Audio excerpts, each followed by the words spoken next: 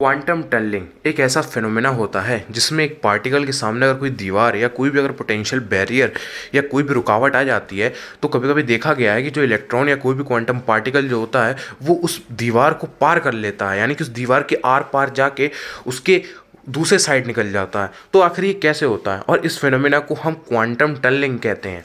और ये एक क्वांटम मैकेनिकल फिनोमेना है, यानी कि सिर्फ क्वांटम लेवल पे ही होता है, क्लासिकल लेवल पे क्यों नहीं हो पाता, इसके बारे में हम अभी आगे बात करेंगे।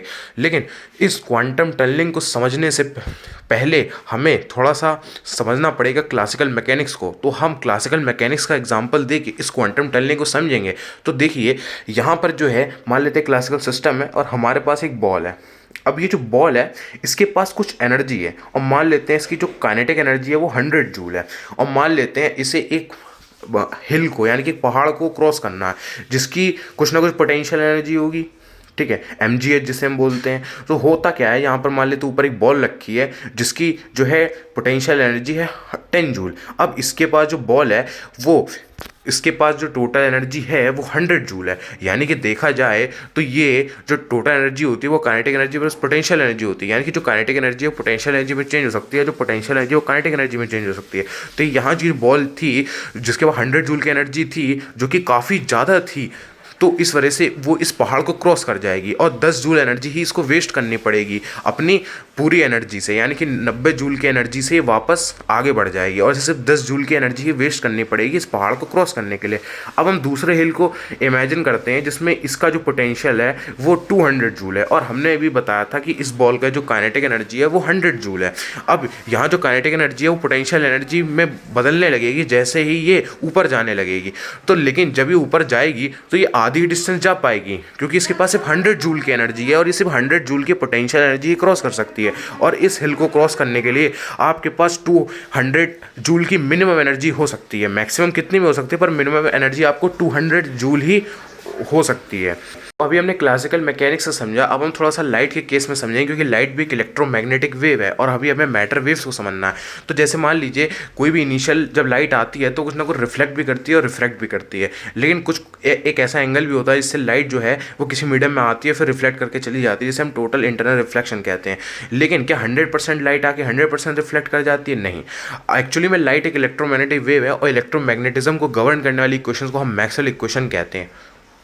और ये जो मैक्सवेल इक्वेशंस होती हैं, अगर हमें लाइट के केस में लगाएं, क्योंकि हम लाइट में लगा सकते हैं क्योंकि लाइट एक इलेक्ट्रोमैग्नेटिक वेव ही है, तो इस वजह से जो अगर हम जब मैक्सवेल इक्वेशन को टोटल इंटर रिफ्लेक्शन केस में सॉल्व करते हैं तो वहाँ पर ये इक्वेशन आती है। अब आप देख सकते हैं यहाँ पर e⁻⁻x आ रहा है। अब ये e⁻⁻x का क्या काम है, तो अभी इसको बताते हैं। और ये जो नीचे क्या बन रहा है इसे हम एवनसेंट वेव कहते हैं। अब होता क्या है कि जो e⁻+x का ग्राफ होता है वो हमेशा इंक्रीजिंग ग्राफ होता है, लेकिन यहाँ पर जो टर्म आ रहा है वो आ रहा है e⁻⁻x, तो जो कि e⁻⁻x होता है वो डिक्रीजिंग टर्म होता है। यहाँ पर e⁻⁻x आ रहा है जो कि डिक्रीजिंग होता है, यानी कि वो घटता जाता।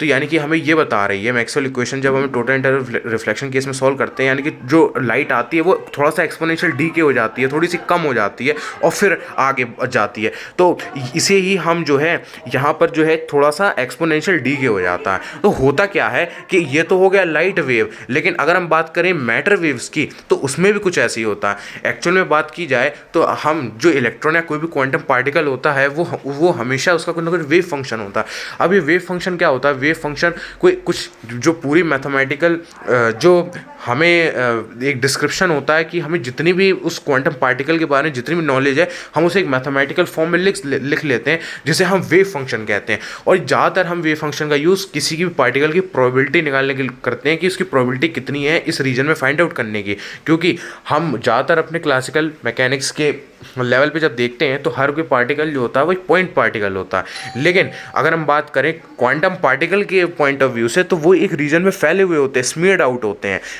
यानी कि वो एक रीजन में फैले हुए होते हैं।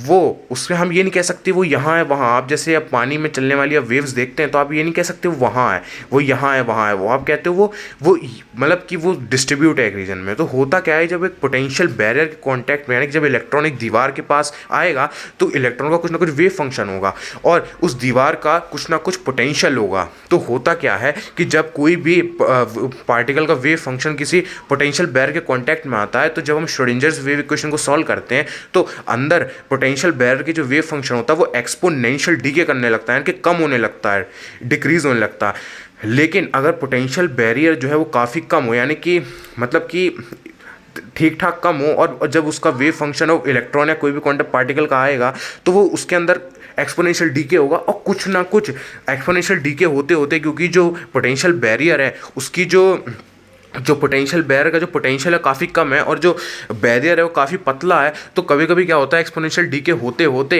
ये ज़ीरो नहीं हो पाता और कुछ ना कुछ जो वेव फंक्शन जो है वो बाहर भी निकल जाता है, यानी कि कुछ ना कुछ प्रोबेबिलिटी आपको उस पोटेंशियल बैरियर के बाहर भी देखनी पड़ती है। और ऐसा भी हो सकता है कि जब उस पार्टिकल का वेव फंक्शन कोलैप्स हो तो वो पोटेंशियल बैरियर के अंदर ना मौजूद हो के बाहर मौजूद हो, क्योंकि जब वो उस पोटेंशियल बैरियर के कॉन्टैक्ट में आया तो वो एक्सपोनेंशियल डीके करने लगा। अब क्योंकि बैरियर जो पोटेंशियल बैरियर था वो काफ़ी पतला था तो एक्सपोनेंशियल डीके होते होते वो जीरो नहीं हुआ पूरा, और पोटेंशियल बैरियर खत्म हो गया और फिर कुछ ना कुछ वेव फंक्शन का पार्ट जो है वो बाहर ही बच गया, जिससे जो क्वांटम पार्टिकल है उसकी प्रोबेबिलिटी बाहर भी हो गई जाने की।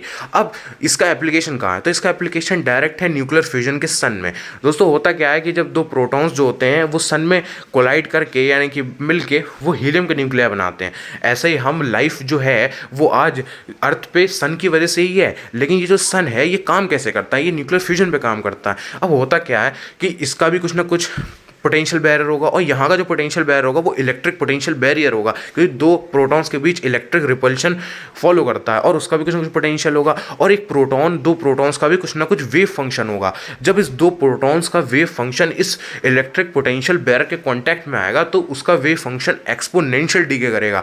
और कभी कभी किसी ना किसी केस में ये जो एक्सपोनेंशियल डीके कर रहा होगा तो कुछ ना कुछ कभी कभी ऐसा भी होगा कि ये पूरा ना डीके करके, यानी कि वेव फंक्शन पूरा जीरो ना होके कुछ ना कुछ वेव फंक्शन उस पोटेंशियल बैरियर को पार करते हुए बाहर निकल गया, जिससे दो प्रोटॉन्स जो हैं वो हीलियम न्यूक्लियाई बना लेते हैं।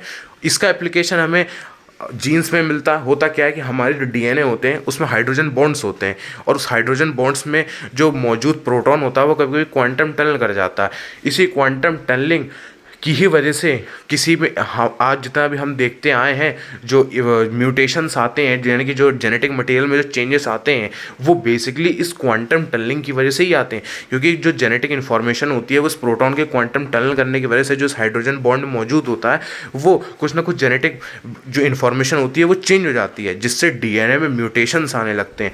और ऐसे ही एक होता है जिसे हम स्कैनिंग टनलिंग माइक्रोस्कोप भी बोलते हैं। ये जो स्कैनिंग टनलिंग माइक्रोस्कोप होता है क्वांटम टनलिंग की मदद से ही जो है काम करता है। अब हम देखते हैं कि क्या क्लासिकल लेवल पे, जैसे कि अभी हम बात कर रहे थे कि क्या क्लासिकल लेवल के पॉइंट ऑफ व्यू से भी हम क्वांटम टनल कर सकते हैं, यानी कि जो इंसान है या कोई भी जो बहुत बड़े सिस्टम्स हैं, मैक्रो सिस्टम्स हैं, क्या उनमें भी क्वांटम टनलिंग हो सकता है? तो इसका जवाब है नहीं। पर इसका जवाब नहीं क्यों है, इसको समझने के लिए आप एक बात समझिए कि जो इलेक्ट्रॉन है उसकी डी ब्रोगली वेवलेंथ कितनी होती है। अब यहाँ पर मैं थोड़ा सा छोटा सा एग्जाम्पल लूँगा। जो डी ब्रोई वेवलेंथ होती है वो होती है लैम्डा इज टू h/mv, जो कि इन्वर्सली प्रोपोर्शनल होती है मोमेंटम के, यानी कि जितना ज़्यादा सिस्टम में मोमेंटम होगा उतना ही कम उसका वेव नेचर होगा। अब इंसान का क्योंकि मास जो होता है वो काफ़ी ज़्यादा होता है वो इलेक्ट्रॉन के या कोई भी क्वांटम पार्टिकल के पॉइंट ऑफ व्यू में, तो उनका जो वेव नेचर होता है वो काफ़ी कम होता है। अब जब उनका वेव नेचर बहुत कम है तो जैसे अभी हम बात कर रहे थे वेव फंक्शन और एक्सपोनेंशियल डीके होने की, तो ये तो तब लागू होता है जब किसी क्वांटम पार्टिकल का वेव नेचर या किसी ऑब्जेक्ट का वेव नेचर हो, डोमिनेंट करे। लेकिन इंसान का वेव नेचर डोमिनेंट नहीं करता, इस वजह से ये फिनोमेना सिर्फ क्वांटम पार्टिकल्स ही कर सकते हैं।